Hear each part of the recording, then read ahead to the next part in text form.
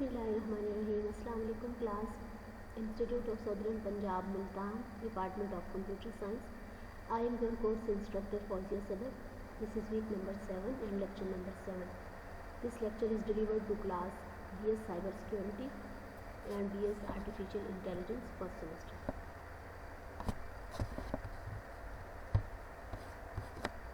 तो आज का हमारा कोर्स आउटलाइन है सब्स्टिट्यूशन, इंटीग्रेशन बाय सब्स्टिट्यूशन या मैजिक सब्स्टिट्यूशन या आप इसे कह सकते हैं यूजफुल सब्स्टिट्यूशन.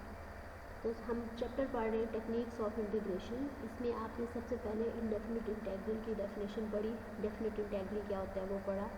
फिर उसके बाद टेक्निक्स ऑफ इंटीग्रेशन में आपने integration by parts, integration of simple function, some, trigonometric and other functions, logarithmic, exponential and algebraic functions. इसके अलावा इंटीग्रेशन ऑफ रैशनल फंक्शन आपने पढ़ा.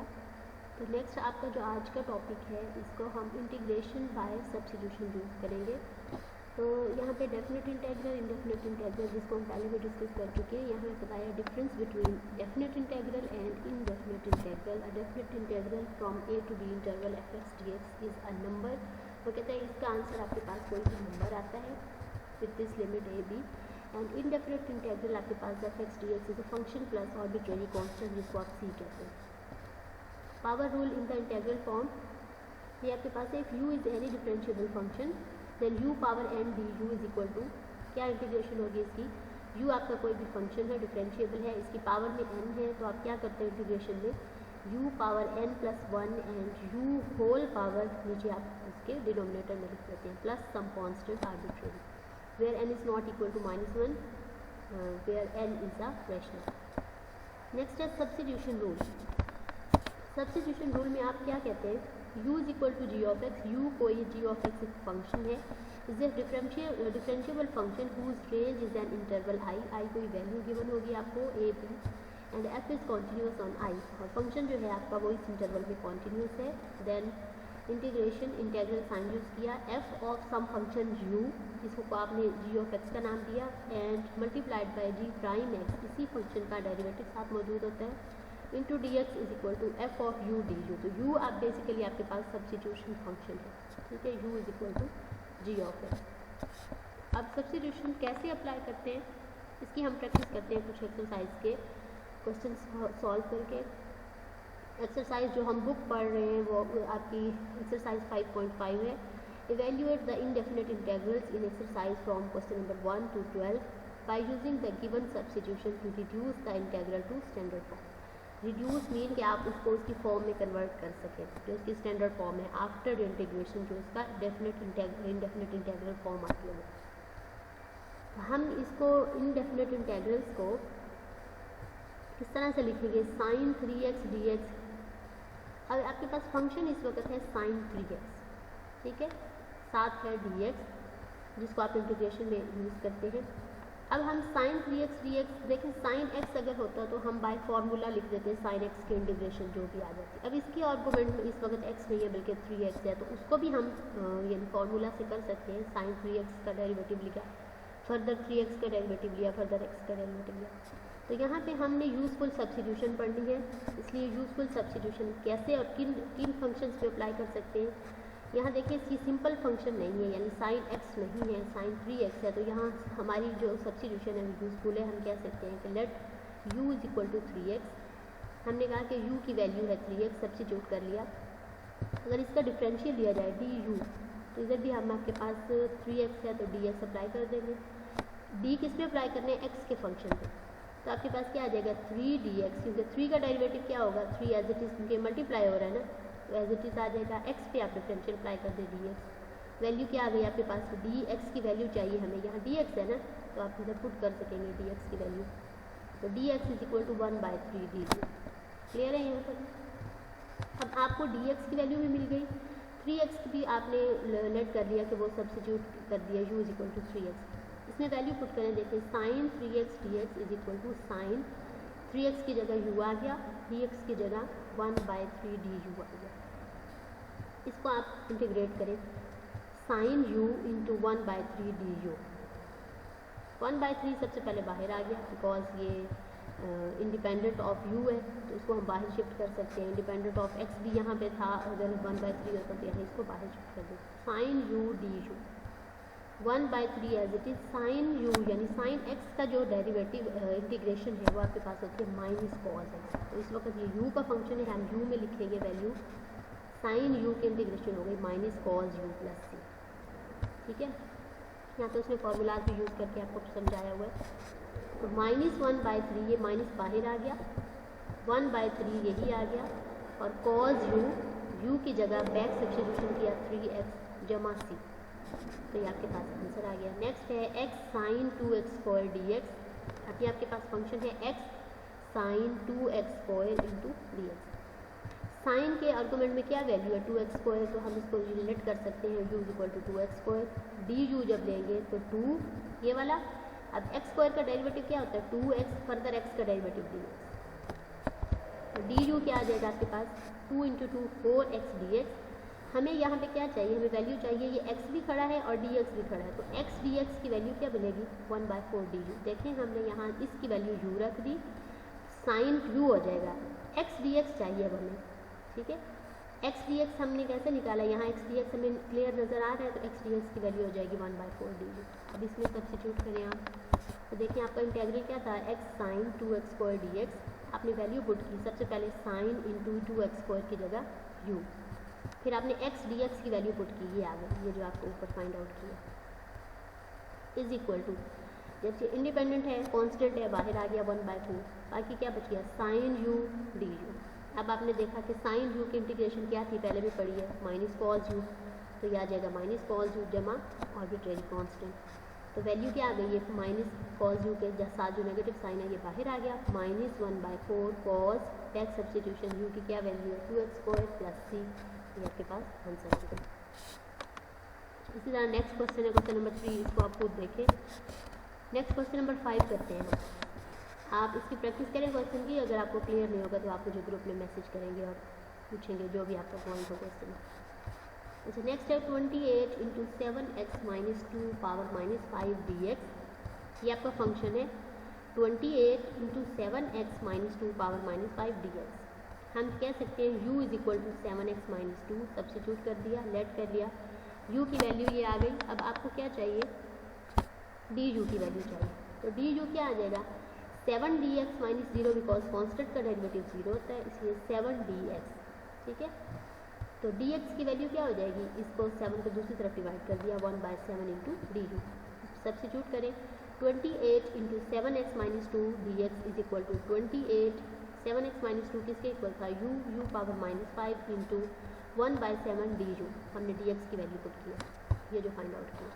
तो नेक्स्ट क्या है देखिए, आपके पास फंक्शन है और साथ उसका डेरिवेटिव है, तो क्या उसकी इंटीग्रेशन होती है, ये 4 एज इट इज़ आ जाएगा बाहर। यहाँ एक काम किया है कि इस 7 और 28 को सिंप्लीफाई कर दिया, 1 7s are 7 and 4 7s are 28, तो यहाँ पे क्या रह जाएगा 4 कांस्टेंट था बाहर आ गया, is equal to 4 into function की इंटीग्रेशन क्या है, फंक्शन की पावर में n है, तो u power n+1 divided by whole n+1, तो u पावर -5 + 1 और -5 + 1 का जो आंसर है वो यहाँ नीचे लिखते हैं, टोटल जितनी भी पावर होती है उसको यहाँ नीचे लिखते हैं प्लस सम कांस्टेंट, तो ये आपके पास आंसर आ गया। अच्छा, बैक सब्स्टिट्यूशन लगा दे, फिर u की जो भी वैल्यू थी वो हमने लिखी थी 7x - 2, बैक सब्स्टिट्यूशन लगा दी। नेक्स्ट क्वेश्चन है x power 3 × x4 - 1 whole square dx। तो यहाँ पे लेट किया हमने ये जो आर्गूमेंट था u = x पावर 4 - 1, इसका du निकालें, आपको चाहिए वैल्यू अब x³ × dx, तो x³ × dx की वैल्यू ये आ गई, इसमें पुट कर दें, फंक्शन है साथ डेरिवेटिव है, उसकी इंटीग्रेशन क्या लगाएंगे power n+1 divided by power n+1। Next है 12 × y4 + 4y² + 1 square into y3 + 2y and 0। तो लेट करते हैं कि u की वैल्यू ये आ गई सारी, इसको हमने लेट कर लिया, ये हमारा u है, तो इसका du क्या आ जाएगा, इसका डेरिवेटिव ले लें आप, विद रिस्पेक्ट टू y ले रहे हैं तो dy फंक्शन आएगा, du = 4 कॉमन लिया हमने y3 + 2y इंटू dy। अब क्या चाहिए हमें, जो रिमेनिंग वैल्यू है उसकी वैल्यू चाहिए, तो y3 + 2y dy ऊपर आपके इंटीग्रल के अंदर है, इसकी वैल्यू चाहिए, वो क्या है 1/4 du। इसमें सब्स्टिट्यूट करें वैल्यू, फंक्शन है 12 इंटू, यहाँ इसकी वैल्यू u रखी थी हमने, इसकी वैल्यू हमने फाइंड आउट की, तो 12 इंटू यू ये फंक्शन है, इसके ऊपर क्योंकि स्केयर है इसलिए ये स्केयर आ गया। इस टोटल की वैल्यू आपके पास आई है 1/4 डी यू। क्या किया आपने, इस 4 को 12 से कैंसिल किया है, 3 कॉन्स्टेंट बाहर आ गया, अंदर है यू स्केयर और डी यू। अब क्या है, फंक्शन साथ डेरिवेटिव, तो 3 यू स्केयर प्लस 1, ये 3 कहाँ से आया, ये 3 ये कॉन्स्टेंट था, u पावर में 2 + 1 और जो आंसर आएगा वो सेम नीचे डिनोमिनेटर में लिख दिया, तो 3u square plus 1 divided by 2 + 1 plus c, u को बैक सब्स्टिट्यूट कर दें, या नीचे लिखा है कि फॉर्मूला बनता है कि u power n du is equal to u power n + 1 divided by n + 1। तो आपके पास क्या आ जाएगा, 3u पावर 3/3, टोटल पावर ये 3 बन जाएगी ना, 2 + 1 और ये 2 + 1, तो यहाँ भी 3 आ गया और नीचे भी 3 + c। u की वैल्यू जो वो कहता है जो भी थी उसको सब्स्टिट्यूट कर दिया, u की वैल्यू थी 1/4 + 4y² + 1 whole power 3 and plus c। Next एक क्वेश्चन करते हैं,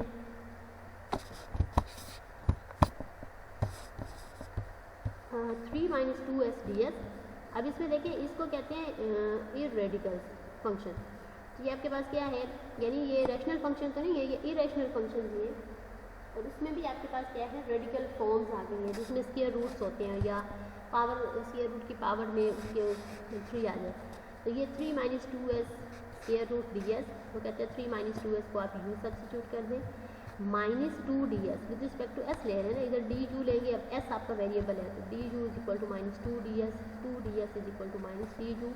ds की वैल्यू फाइंड आउट की, क्यों, क्योंकि हमें यहाँ इसकी वैल्यू चाहिए, तो ds is equal to -1/2 du। Substitute करें, इंटेग्रल आपके पास है, यहाँ पे फंक्शन s का है, dx is equal to square root u into, ये स्क्वायर रूट क्यों लिखा है, क्योंकि हमारी वैल्यू थी 3 - 2s, इसके ऊपर क्योंकि स्क्वायर रूट है तो हम u के ऊपर स्क्वायर रूट लगा देंगे। नेक्स्ट है कि dx की वैल्यू क्या है, -1/2 du। अब क्या किया आपने, -1/2 को बाहर शिफ्ट कर दिया, कॉन्स्टेंट है, u को हम लिख सकते हैं u पावर 1/2, यस लिख सकते हैं, is equal to -1/2 u power 1/2 + 1 divided by 1/2 + 1 plus some constant. Again वही आपने फॉर्मूला यूज़ किया, यानी u power n du is equal to क्या आएगा, u power n + 1 divided by 1 + 1। यहाँ पे आपके पास है -1/2 जो कि ये वाली वैल्यू है।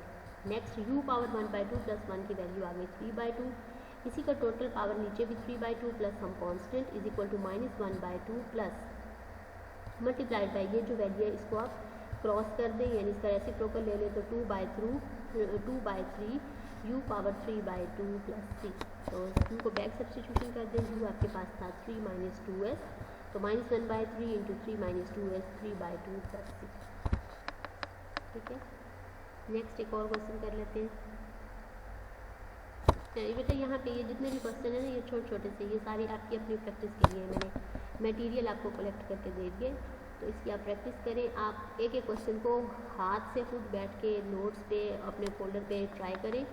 जो क्वेश्चन आपको, जो पॉइंट, जो स्टेप इजी ना लग रहा हो, मीन्स कि आपको उसमें कोई मुश्किल आए, जो आपको समझ भी ना आए, तो उसको आप ग्रुप में मुझसे मैसेज करके पूछ सकते हैं।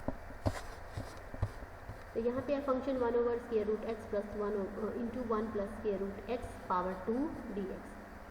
अच्छा, अब आपके पास फंक्शन इस तरह से है, यानी 1 इस फॉर्म में है, तो आप क्या करेंगे, सेम प्रोसेस है, सिर्फ ये कि आपका जो आंसर है वो इस नीचे वाले फंक्शन, इस यहाँ पे कोई ना कोई आंसर आएगा, ऊपर आपके पास एज इट इज़ आ जाएगा। तो हम इसको ट्राई करते हैं, 1 + √x is equal to u, ये वाली वैल्यू, तो 1 + x पावर 1/2 लिख सकते हैं इसको, ये u आ गया।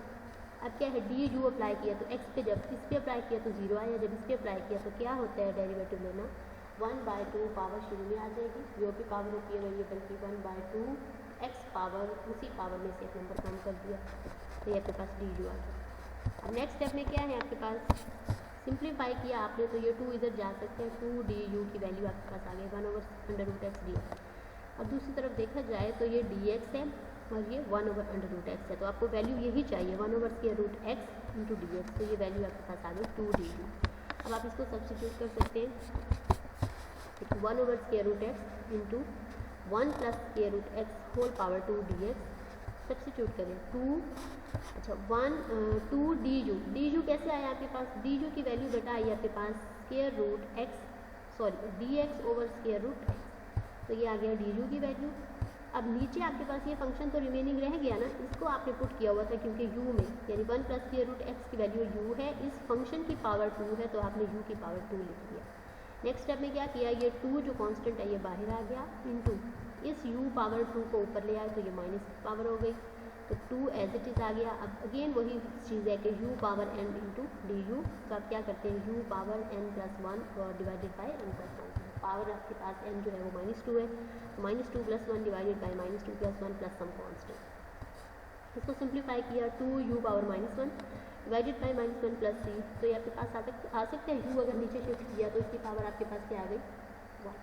अब ये जो माइनस था ये हमने स्टार्ट में लिख लिया, ठीक है, इस माइनस को हम इधर ले आए, इसकी जो पावर -1 थी वो जब नीचे गया फंक्शन तो उसकी पावर 1 आ गई, plus some constant is equal to minus as it is ये वाला 2 भी as it is divided by u को आपने बैक सब्स्टिट्यूशन कर दिया, u आपके पास था 1 plus square root x plus some constant. तो यहाँ तक आपका मिडल लेक्चर स्टॉप हुआ। तो इससे आपने जितने क्वेश्चंस रिमेनिंग हैं वो ट्राई करने हैं, आपने आपकी एक्सरसाइज है, अपनी आपका असाइनमेंट है तो समझ लो। बाकी जो आपके पास रह जाएगा, जो आपको क्लियर नहीं होगा क्वेश्चन, वो आप ग्रुप में सेंड करेंगे और अपनी रीज़न भी बताएंगे कि आपको क्या समझ नहीं आ रहा, क्या क्लियर नहीं आ रहा, ठीक है। तो दुआओं में याद रखिएगा और लेक्चर को अच्छी तरह से सुने। जो आपको प्रॉब्लम हो वो मुझे आप ग्रुप में मैसेज कर दें, कोई भी क्वेश्चन पूछना हो उसके बारे में, ठीक है। तो आज का लेक्चर हमारा खत्म हुआ, इंशाल्लाह नेक्स्ट हमारा और टॉपिक होगा, ये आपका चैप्टर क्लोज हो गया। इसमें आपने इंडेफिनिट इंटीग्रल्स क्या होते हैं, एंटी डेरिवेटिव्स क्या होते हैं, टेक्निक्स ऑफ इंटीग्रेशन में आपने टेबल ऑफ इंटीग्रल को पढ़ा और इंटीग्रेशन डिफरेंट मेथड से इंटीग्रेशन बाय पार्ट्स किया, या सब्स्टिट्यूशन पढ़ा, या रैशनल फंक्शन पढ़ा, या सिंपल फंक्शन जो होते हैं उनकी इंटीग्रेशन हम कैसे लेते हैं, बाय फार्मूला लेते हैं, किस तरह से। तो ये आपका चैप्टर ख़त्म हुआ, नेक्स्ट इंशाल्लाह किसी और कंटेंट के साथ हम मिलेंगे। अल्लाह हाफ़िज़।